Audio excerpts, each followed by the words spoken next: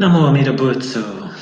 And for those of you who are new to Shin Buddhism, that means I take refuge, I bow, I entrust myself to Amida Buddha, which means the Buddha of infinite light.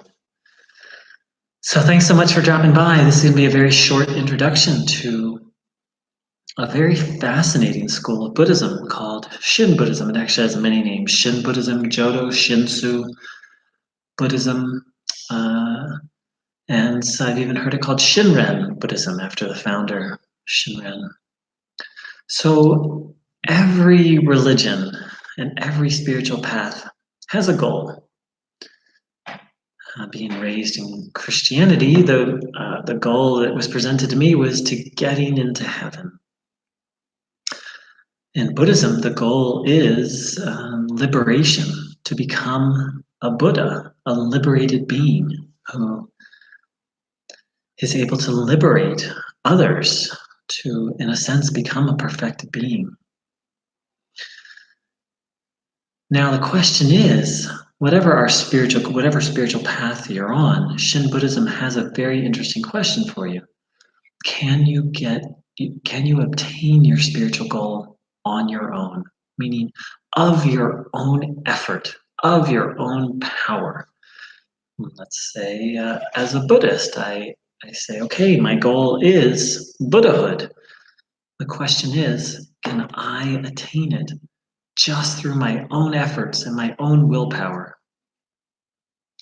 Now, most spiritual paths say not only yes, but that's the way. It's through our own endeavors and our own strivings that we're going to attain our spiritual goal. And it's certainly even more so with worldly goals of making money, having a healthy romance, a healthy relationship. Hopefully it's romantic. Hopefully it's sweet and romantic. Having good health, whatever our goal is, the message is you have to work for it to get there. And that's how it is with most spiritual paths, most religions, and most schools of Buddhism. That it's through our own efforts that we'll attain Buddhahood. However, so most people don't even ask the question, can I, we think of something we want, and then we start working towards it without ever asking, is it even possible for me to obtain it through my own power, through my own efforts? Now, Shin Buddhism offers first of all, Shin Buddhism poses the question and gives a very firm no, especially to the spiritual goal of attaining Buddhahood, liberation.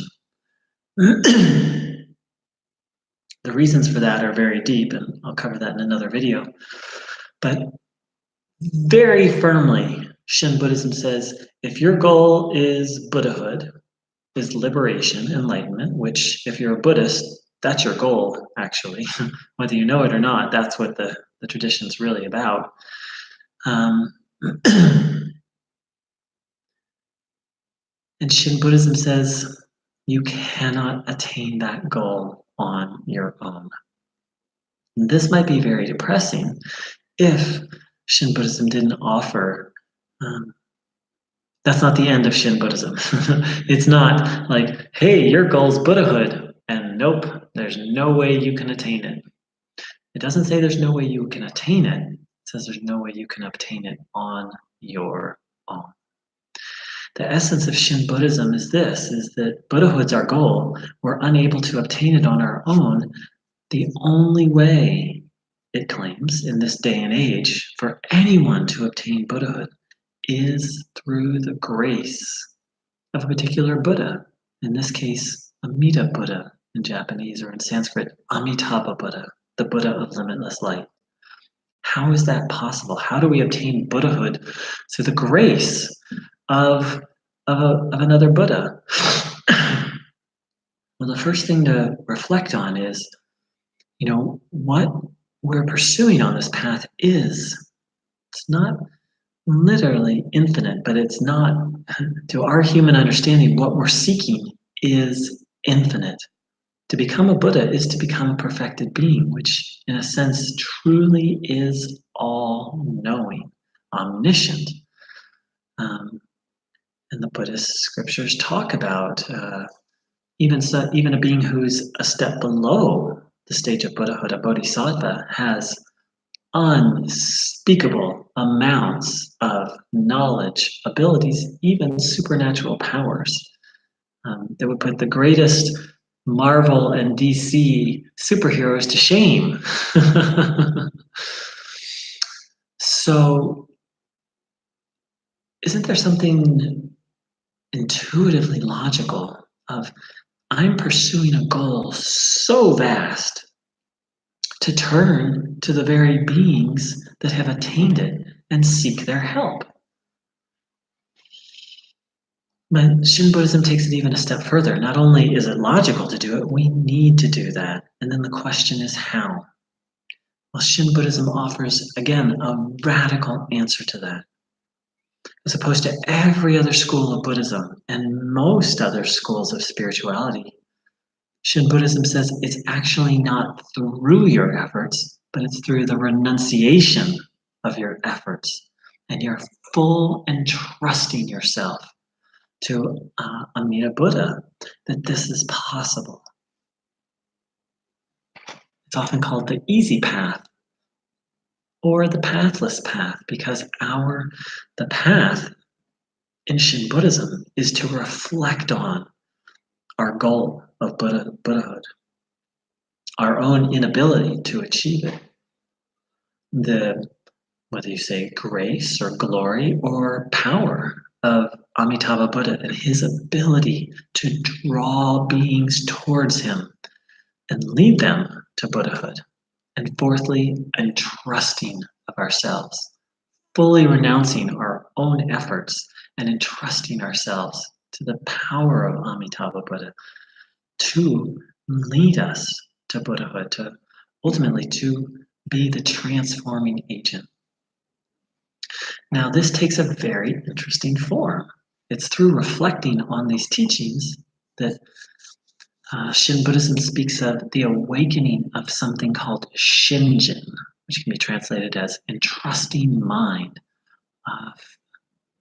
of faith, true entrusting, in which we renounce our efforts and entrust ourselves completely to Amitabha Buddha.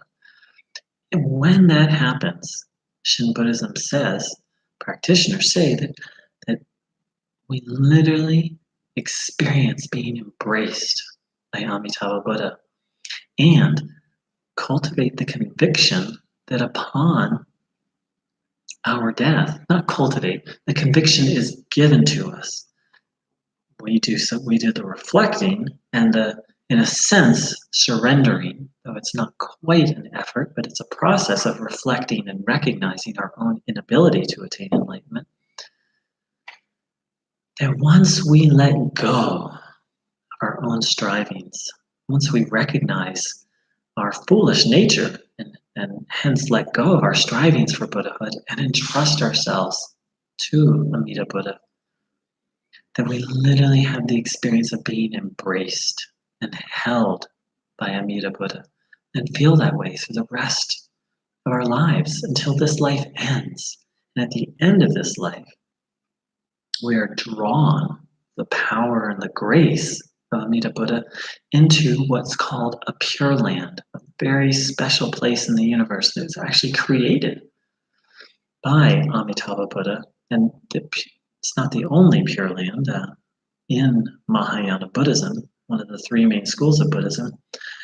It's a basic tenet that a perfected being is able to create a perfected world and to literally draw beings into that world. Now, there's something very special about Amitabha's Pure Land. In fact, it's considered the greatest Pure Land in Buddhism. And what's so great about it is that once you are born into that world, you do not leave until you are a fully perfected Buddha.